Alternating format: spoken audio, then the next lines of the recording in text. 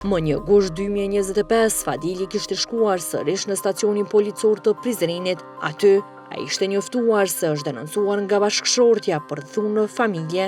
Drisa Fadili ishte brenda stacionit policor e njofton Mahirin se si shprehet ai, puna është keq, pasi prokuroria ka vendosur që bashkëshortja të kthehet në shtëpi, ndërsa Fadili ta liroi shtëpinë. Në këtë pikë, ai kërkon nga Mahiri që të telefonohet sërish Zena.